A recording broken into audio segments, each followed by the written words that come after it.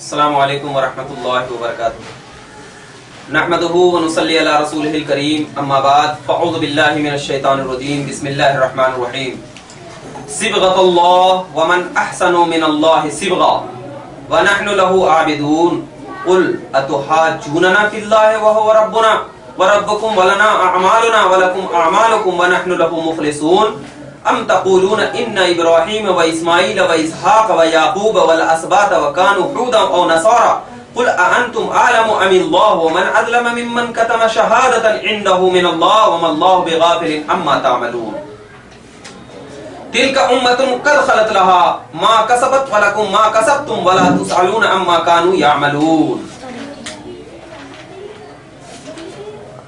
اللہ تعالیٰ ارشاد فرماتا ہے صبغۃ اللہ، تم ان سے کہو ہم نے خود کو اللہ کے رنگ میں رنگ لیا، ہم نے خود کو اللہ کے رنگ میں رنگ لیا۔ ومن احسن من اللہ صبغا، اور اللہ کے رنگ سے اور کس کا رنگ بہتر ہوگا، اور اللہ کے رنگ سے اور کس کا رنگ بہتر ہوگا۔ ونحن له عابدون، اور ہم اسی کی عبادت کرتے ہیں۔ قل اتحاجوننا فی اللہ وهو ربنا وربکم، آپ کہیے کہ کیا تم اللہ کے متعلق ہم سے بحث کرتے ہو؟ وَهُوَ رَبُّنَا وَرَبُّكُمْ، حالانکہ وہ ہمارا رب ہے اور تمہارا رب ہے، حالانکہ وہ ہمارا رب ہے اور تمہارا رب ہے۔ وَلَنَا أَعْمَالُنَا وَلَكُمْ أَعْمَالُكُمْ، اور ہمارے لیے ہمارے اعمال ہیں، وَلَكُمْ أَعْمَالُكُمْ، اور تمہارے لیے تمہارے اعمال ہیں۔ وَنَحْنُ لَهُ مُخْلِصُونَ، اور ہم اسی کے ساتھ مخلص ہیں۔ أَمْ تَقُولُونَ إِنَّ إِبْرَاهِيمَ وَإِسْمَاعِيلَ، اور کیا تم کہتے ہو کہ بے شک ابراہیم، اسماعیل، اسحاق، یعقوب اور ان کی اولاد یہودی یا عیسائی تھے؟ قل أَأَنْتُمْ أَعْلَمُ أَمِ اللَّهِ، آپ کہیے کہ کیا تم زیادہ جاننے والے ہو یا اللہ۔ ومن اظلم ممن کتم شہادۃ، اور ان سے زیادہ کون ظالم ہوگا جس نے اس شہادت کو چھپایا عنده من اللہ وما اللہ بغافل عما تعملون، جو چھپایا اور جو اس کے پاس اللہ کی طرف سے ہے، اور اللہ تمہارے کاموں سے غافل نہیں ہے۔ تلک امۃ قد خلت لها، وہ ایک امت ہے جو گزر چکی ہے، اس نے جو کام کیے اس کے لیے ان کا بدلہ ہے، اور تم نے جو کام کیے تمہارے لیے ان کا بدلہ ہے، اور ان کے کاموں کے متعلق تم سے کوئی سوال نہیں کیا جائے گا۔ یہ آیت کریمہ ہو گئی۔ تو اس سے پہلے آپ کے سامنے سورہ بقرہ کی 137 آیت کریمہ کا ذکر ہو چکا تھا۔ اب یہاں سے 138 یعنی 138 آیت کریمہ کا ذکر اور اس کے آگے بیان کیا جائے گا۔ یہاں پر جو فرمایا اللہ تبارک و تعالیٰ نے کہ اللہ کا رنگ، ان سے کہو کہ ہم نے خود کو اللہ کے رنگ میں رنگ لیا، مطلب یہ ہے کہ اللہ کا رنگ۔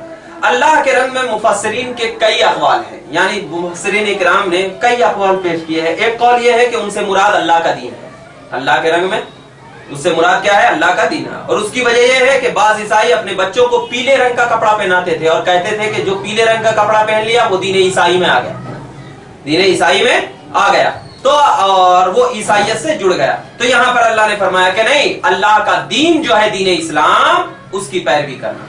اور دوسرا قول یہ ہے کہ اللہ کے رنگ سے مراد فطرت ہے، یعنی اس کے دین پر چلنا، جس فطرت اور خلقت میں اللہ نے انسان کو پیدا کیا۔ اور تیسرا قول یہ ہے کہ اس سے مراد اللہ تبارک و اللہ تعالی کی سنت ہے۔ یہ تینوں قول ہو سکتا ہے۔ اور ایک قول یہ بھی ہو سکتا ہے کہ اللہ کے رنگ سے مراد اس کی صفات ہوں، اور اللہ کے رنگ میں رنگنے سے مراد یہ ہے کہ بندہ ان کی صفات سے متصف ہو جائے یا اللہ تعالیٰ کی صفات کا مظہر بن جائے، یہ بھی مراد ہے۔ اب اللہ تعالیٰ نے یہ اللہ کے رنگ میں صبغۃ اللہ منع نحن له عابدون، اور ہم اسی کی کیا کرتے ہیں؟ عبادت کرتے ہیں۔ اب ذرا جو اللہ نے فرمایا کہ آپ کہیے کہ تم اللہ کے متعلق ہم سے بحث کرتے ہو، یہ جو آیت کریمہ میں پیش کیا، حالانکہ وہ ہمارا رب ہے اور تمہارا رب ہے، اور ہمارے لیے ہمارے اعمال ہیں اور تمہارے لیے تمہارے اعمال ہیں، ہم اسی کے ساتھ مخلص ہیں، یہ جو آیت کریمہ ہے۔ تو اس کے بارے میں حضرت حسن بصری نے بیان کیا ہے کہ بحث یہ تھی کہ یہود مسلمانوں سے یہ کہتے تھے کہ تمہارے بنسبت ہم اللہ کے زیادہ قریب ہیں۔ یہودی لوگ کیا کہتے تھے مسلمانوں سے کہ ہم اللہ کے کیا ہیں؟ زیادہ قریب ہیں، تم قریب نہیں ہو، کیونکہ ہم اللہ کے بیٹے اور اس کے محبوب ہیں، اللہ کے بیٹے ہم اس کے محبوب ہیں، اور ہمارے آبا اور ہماری کتابیں تم سے پہلے کی ہیں۔ اللہ نے فرمایا ان سے کہہ دو کہ مقدم ہونے کا کوئی اعتبار نہیں ہے، یعنی پہلے ہونے کا کوئی اعتبار نہیں، اعتبار صرف عمل کا ہے۔ اعتبار کس کا ہے؟ عمل کا ہے، اور اس عمل کا اعتبار ہے جس میں اللہ کے لیے کیا ہو؟ اخلاص ہو، اللہ کے لیے کیا ہو؟ اخلاص ہو اس عمل کا اعتبار ہے. تو علامہ راغب اصفہانی فرماتے ہیں کہ اخلاص کا معنی یہ ہے کہ جس چیز میں ملاوٹ ہو اور وہ ملاوٹ دور کر دی جائے اس کو خالص کہتے ہیں. کوئی چیز میں اگر ملاوٹ ہو اور اس ملاوٹ کو دور کر دی جائے تو اس کو کیا کہتے ہیں؟ خالص کہتے ہیں. جیسے کہ مثال کے طور پر مرچی ہے, مرچی میں اگر مرچی پاؤڈر بنا دیا جائے اور اس میں کیا ہے لال اینٹ کا بھی پاؤڈر ملا کر کے ملا دیا جائے تو وہ خالص مرچی رہے گی؟ نہیں رہے گی. وہ خالص لال اینٹ کا پاؤڈر اگر دور کر دیا جائے اس مرچی سے تو وہ خالص مرچی رہے گی. تو ایسے ہی کوئی بھی عمل اگر اس میں کوئی چیز ملاوٹ ہو, ریاکاری کی ملاوٹ ہو, کسی بھی چیز کی ملاوٹ ہو, اس کو دور کر دیا جائے تو وہ عمل اللہ کے نزدیک کیا ہو جاتا ہے؟ اخلاص ہوتا ہے. اخلاص ہوتا ہے. مطلب یہ ہے کہ خلاصہ یہ ہے کہ اب یعنی اس عمل کو کہتے ہیں اخلاص, اس عمل کو کہہ رہے ہیں. قرآن مجید میں اللہ نے مسلمانوں کو مخلص فرمایا کیونکہ یہودی کیا کرتے تھے؟ تشبیہ, اور نصارہ کیا کرتے تھے؟ تثلیث سے بری ہیں. اور اخلاص کی حقیقت ہے اللہ کے سوا ہر چیز سے کیا ہے؟ ہر چیز اللہ کے سوا ہر چیز سے کیا ہونا؟ بری ہونا. مطلب یہ ہے کہ صرف اللہ تبارک و تعالیٰ کی ذات کو دل اور خلوص سے ماننے کا نام کیا ہے؟ اخلاص ہوا کرتا ہے. اب ذرا دیکھ خلاصہ, اب تمام چیزوں کا خلاصہ یہ بتا دو, یعنی ایسی عبادت کرنا اللہ تبارک و تعالیٰ کی جس عبادت میں نہ ریاکاری شامل ہو, نہ کسی کے لیے ذہن شامل ہو, صرف اور صرف اللہ تبارک و تعالیٰ کی ذات تمہارے سامنے ہو. اگر اس ذات کو اللہ کی رضا حاصل کرتے ہوئے کر رہے ہو عبادت تو وہ عبادت کو اخلاص کہا جاتا ہے. اور فرماتے ہیں حضرت علامہ ابو الحیان اندلسی یہ اپنی کتاب البحر المحیط جلد 1 صفحہ نمبر 658 اور 659 میں فرماتے ہیں اخلاص کے بارے میں کہ حضرت سعید بن زبیر نے کہا کہ اخلاص یہ ہے کہ اللہ کے ساتھ کسی کو شریک نہ مانا جائے, اللہ تبارک و تعالیٰ کے ساتھ کسی کو شریک نہ مانا جائے اور اپنا عمل کسی کو نہ دکھایا جائے, اپنا عمل جو ہے وہ کسی کو نہ دکھایا جائے. اور فضیل بن عیاض نے کہا ہے کہ لوگوں کی وجہ سے عمل کو چھوڑنا اور لوگوں کی وجہ سے عمل کرنا شرک ہے. کسی لوگ کوئی کہہ رہے ہیں کہ ارے نماز پڑھو, تو اگر ہم نماز پڑھ رہے ہیں تو ان کے نزدیک کیا ہے؟ یہ شرک ہے. اور کوئی لوگ کہہ رہا ہے کہ نہیں عمل چھوڑ دو, تو عمل چھوڑ دیے تو یہ بھی شرک ہے ان کے نزدیک. اس کو اخلاص, اور اخلاص یہ ہے کہ اللہ تمہیں ان دونوں سے محفوظ رکھے. اخلاص کیا ہے؟ ان دونوں سے کیا رکھے؟ محفوظ رکھے.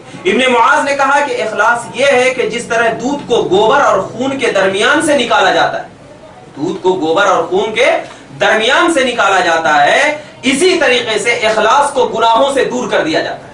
اخلاص کو کیا کر دیا جاتا ہے؟ گناہوں سے دور کر دیا جائے. اور ابو شنجی نے کہا اخلاص یہ ہے کہ اس عمل کو نہ فرشتے لکھ پائیں نہ شیطان فاسد کر سکے, اس پر کوئی انسان مطلع ہو, یعنی اللہ کے سوا اس پر کوئی مطلع نہ ہو, کوئی آگاہی نہ ہو, اس کو کیا کہتے ہیں؟ اخلاص کہتے ہیں. مطلب بہت ڈیفینیشن اخلاص کا, میں نے چند باتیں آپ کے سامنے بیان کر دیا. اس کے بعد اللہ تعالیٰ نے فرمایا کہ تو مطلب یہ ہوا کہ ہمارا رب اور تمہارا رب ہے جو ان کے پر اعمال ہوا کرتے ہیں, ہم جو عمل کریں گے خلوص کے ساتھ تو اللہ تبارک و تعالیٰ کے نزدیک ہم کیا کہلائیں گے؟ مخلص کہلائیں گے. اس کے بعد اللہ نے فرمایا کیا تم کہتے ہو کہ بے شک ابراہیم, اسماعیل, اسحاق, یعقوب اور ان کی اولاد یہودی یا عیسائی تھے؟ آپ کہیے کیا تم زیادہ جانتے ہو یا اللہ جانتا ہے؟ مطلب یہ ہے کہ اس آیت کریمہ کا مطلب یہ ہوا کہ یہود یہ کہتے تھے کہ حضرت ابراہیم اور ان کی اولاد میں سے یہ انبیاء کیا تھے؟ یہودی تھے, اور عیسائی ان کو عیسائی کہتے تھے. اللہ تعالیٰ نے اس آیت میں ان دونوں کا انکار کر دیا. تم جانتے ہو زیادہ یا اللہ جانتا؟ اللہ جانتا ہے نا. تو جب اللہ جانتا ہے تو تم ایک دلیل لاؤ کہ حضرت ابراہیم یہودی تھے, اور عیسائیوں سے بھی کہا کہ تم دلیل لاؤ کہ حضرت یہ عیسائی تھے. ارے وہ لوگ تو خود کافر ہو چکے تھے. یہودی کافر اس لیے ہوئے تھے کہ حضرت عزیر علیہ السلام کو اللہ کا بیٹا مانتے تھے, اور عیسائی اس لیے کافر ہوئے تھے کہ حضرت عیسیٰ مسیح علیہ السلام کو اللہ کا کیا مانتے تھے؟ بیٹا مانتے تھے. تو حضرت ابراہیم اور ان انبیاء کو اپنے دین پر کہنا یہ بداہتاً کیا ہے؟ باطل ہے, کیونکہ اللہ جانتا ہے کہ کس دین کا کیا ہے؟ زیادہ ہے. تو واضح رہے کہ تمام انبیاء کرام علیہ السلام کے دین کو ماننا ہمارے لیے حق ہے, لیکن کیا ہے؟ کون سے دین پر عمل کیا جائے گا؟ وہ دین اسلام ہے, کیونکہ اللہ فرماتا ہے ان الدین عند اللہ الاسلام, سورہ آل عمران آیت نمبر 19. اور ہر ایک کے لیے شریعت بنائی, تو لہٰذا کہ شریعت کیا ہے ہمارے لیے ضروری ہوا کرتا ہے. اب ذرا دیکھیے اللہ تعالیٰ کا ارشاد ہے, کیا اس سے آگے اللہ تعالیٰ نے ارشاد فرمایا اور اس سے زیادہ ظالم کون ہوگا جس نے اس شہادت کو چھپایا جو اس کے پاس اللہ کی طرف سے ہے. فرمایا نا اللہ تعالیٰ نے. تو اب اس شہادت کے متعلق, کون سی شہادت کو چھپایا, تو اس کے متعلق دو اقوال ہیں. ایک اقوال یہ ہے, ایک یہ ہے کہ یہود اور عیسائیوں کو یہ علم تھا کہ حضرت ابراہیم اور ان کی اولاد میں یہ انبیاء یہودی یا عیسائی نہیں تھے، ان کو علم تھا، انہوں نے علم کے باوجود ان شہادت کو کیا کر دیا؟ چھپا لیا۔ اور دوسرا قول یہ ہے کہ ان کی کتابوں میں حضرت سیدنا محمد صلی اللہ علیہ وسلم کی نبوت پر کیا تھی؟ شہادت تھی، یعنی یہ بات تھی کہ آگے زمانے میں نبی پاک صلی اللہ علیہ وسلم نبی بن کر آئے تو یہ جانتے تھے، جاننے کے باوجود بھی یہ کیا کرتے تھے؟ چھپاتے تھے۔ تو اللہ نے کہا وہ تو ظالم ہے، وہ تو جاننے کے باوجود بھی کیا کرتے ہیں؟ محمد صلی اللہ علیہ وسلم کی نبوت کو کیا کرتے ہیں؟ چھپاتے ہیں۔ تو ظالم کون ہوا؟ مسلمان نہیں، بلکہ وہ شخص ظالم ہوا جو اللہ تبارک و تعالیٰ کی شہادت یعنی محمد صلی اللہ علیہ وسلم کی نبوت ایک قول کی بنیاد پر، یا حضرت یہ محمد صلی اللہ علیہ وسلم کی نبوت، یا کیا ہے حضرت ابراہیم علیہ السلام کا یہودی نہ ہونا، وہ لوگ کو معلوم تھا پھر بھی کیا کرتے تھے؟ وہ لوگ چھپایا کرتے تھے۔ اب دیکھیے اللہ آگے فرماتا ہے وہ ایک امت گزر چکی ہے، اس نے جو کام کیے ان کے لیے ان کا بدلہ ہے، اور تم نے جو کام کیے ان کے لیے تمہارا بدلہ ہے۔ یہ آیت کریمہ یعنی ہر شخص اس کے عمل کی جزا ملے گی، یعنی جو شخص جو عمل کرے گا اس عمل کی جزا یعنی بدلہ کیا ہے؟ اس شخص کو ملے گا۔ تو بعض لوگ اس آیت کریمہ سے یہ کہتے ہیں کہ ایصال ثواب کرنا جائز نہیں۔ کیوں؟ یہ فرمایا جاتا ہے کہ اللہ نے فرمایا دیکھو جو شخص جو کرے گا اس کا بدلہ اس کو ملے گا۔ تو اس آیت کریمہ سے یہ نکالنا کہ جو شخص جو کرے گا اس کا بدلہ ملے گا، یہ بات بالکل حق ہے، لیکن ایصال ثواب کا انکار کرنا اس آیت کریمہ سے وہ درست نہیں ہے۔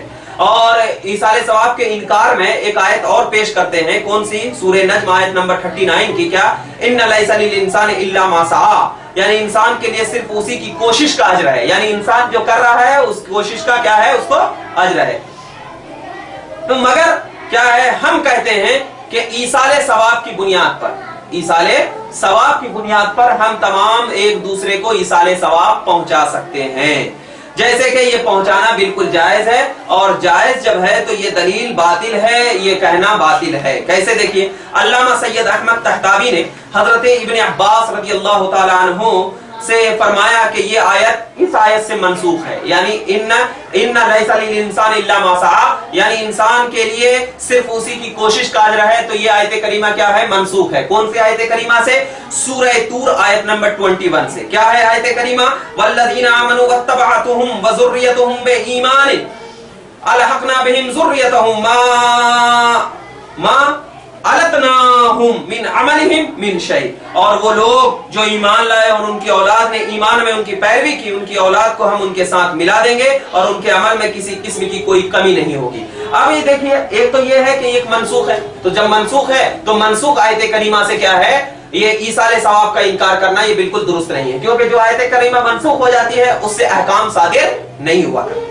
دوسرا جواب یہ ہے کہ حضرت اکرمہ نے فرمایا کہ اس آیت سے پہلے صحف ابراہیم اور موسیٰ کا لفظ ذکر کیا گیا ہے، یعنی یہ جو آیت کریمہ ذکر کی گئی ہے تو اس سے پہلے کیا ہے؟ صحف ابراہیم و موسیٰ یہ ذکر فرمایا گیا ہے، تو اس لیے کہ یہ حکم جو ہے ان امتوں کے ساتھ خاص ہے۔ رہی یہ امت تو اس امت میں کیا ہے؟ اپنے کمانے کا بھی اجر ملے گا، اور جو اس کے لیے ایصال ثواب کر رہا ہے اس کا بھی کیا ملے گا؟ اجر ملے گا۔ یہ دوسرا جواب ہے۔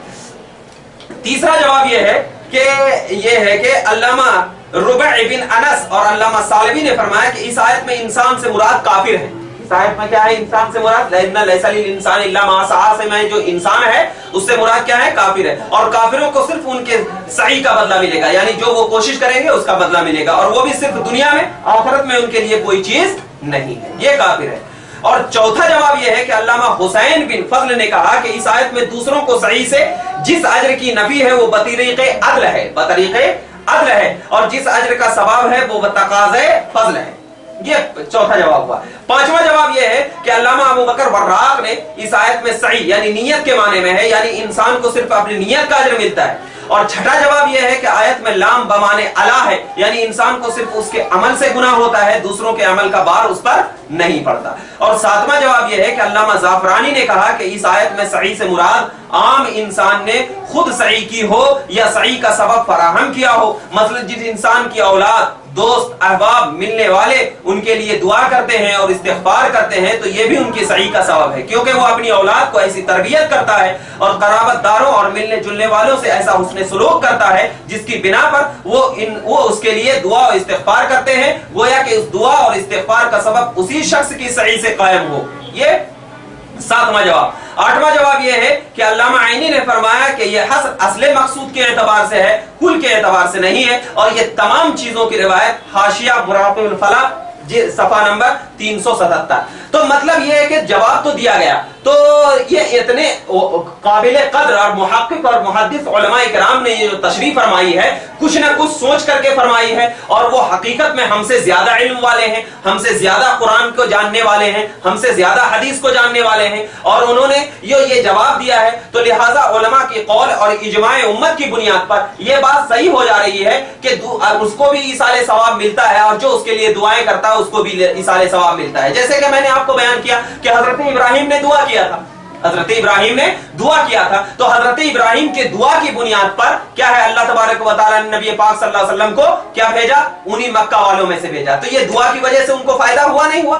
तो जब दुआ की वजह से फायदा हुआ तो एक की वजह से दूसरे को फायदा हुआ करता है। तो इसी बुनियाद पर, और ईसाले सवाब इसी का नाम है कि अगर कोई इंतकाल कर जाए तो उसको फायदा मिला करता है। और आप देखिए किताब, कौन सी किताब, फतहुल बयान जिल्द 9 सफा नंबर 143 और 144 में है। क्या फरमाया जाता है कि मशहूर गैर मुकल्लिद आलिम नवाब सिद्दीक हसन भोपाली इस आयत की तफसीर में लिखते हैं, क्या लिखते हैं कि शेखुल इस्लाम तकीउद्दीन अबुल अब्बास अहमद बिन तैमिया रहमतुल्लाह अलैह ने कहा कि जिस शख्स का यह अकीदा है कि इंसान को सिर्फ उसके अमल से नफा होता है, वो इजमा का मुखालिफ है। कौन कह रहा है कि यानी जो शख्स ये अकीदा रखे, अल्लामा तैमिया फरमाते हैं कि जो शख्स ये अकीदा रखे कि इंसान को सिर्फ उसके अमल से फायदा पहुंचता है, तो ये अकीदा रखने वाला इजमा के खिलाफ है। मतलब ये अकीदा रखना उनके लिए सही नहीं है। और ये गैर मुकल्लिद आलिम के सरदार अल्लामा तैमिया ने भी कहा है कि इंसान को सिर्फ उसके अमल से फायदा नहीं बल्कि दूसरे के अमल से भी फायदा पहुंचता है,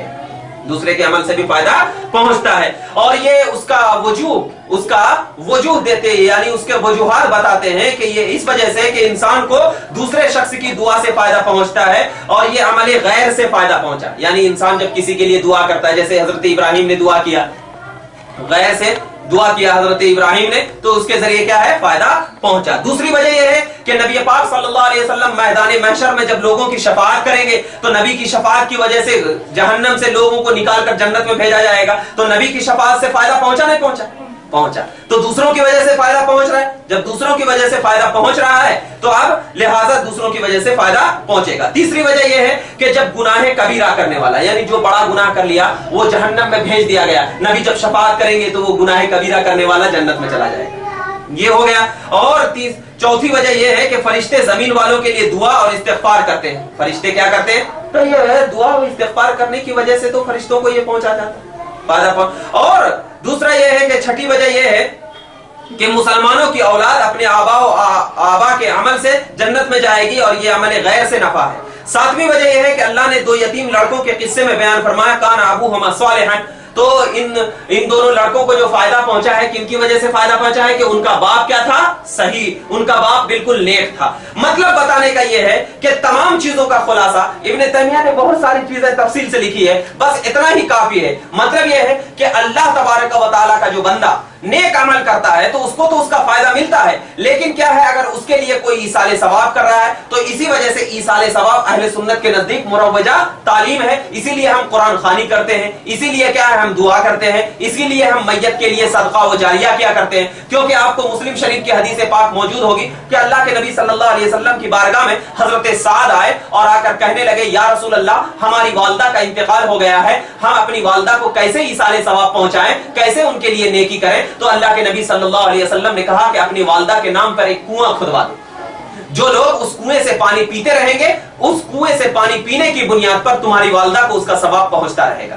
तो अगर एक दूसरे की वजह से सवाब ना पहुंचता तो फिर नबी पाक सल्लल्लाहु अलैहि वसल्लम हजरत साद को यह हुक्म क्यों देते कि कुआं खुदवा दो? ये कह देते कि साद मर चुकी है, छोड़ दो, अब उसका अमल उनके साथ। लेकिन नबी ने ऐसा नहीं किया, बल्कि नबी को मालूम था कि अल्लाह तबारक व तआला इतना कादिर है, इतना फजल करता है कि एक के अमल करने की वजह से दूसरे पर उसका सवाब पहुंचता है। जैसे मिसाल के तौर पर कोई शख्स क्या है, हज करने से हज ना कर सका और इंतकाल हो गया और उसका पैसा है, तो अब दूसरा शख्स उसके बदले में हज बदल कर सकता है, उसका सवाब उसको पहुंचा सकता है। ये इजमा से साबित है, हदीस में साबित है। تو لہٰذا ایصال ثواب کا مطلق انکار کرنا یہ قرآن و حدیث کے خلاف ہے. اللہ تبارک و تعالیٰ ان سے بچائے. پروردگار عالم کی بارگاہ میں دعا ہے کہ پروردگار عالم ہم تمام کو صحیح راستے پر چلنے کی توفیق عطا فرمائے. وآخر دعوانا ان الحمد للہ رب العالمین. السلام علیکم.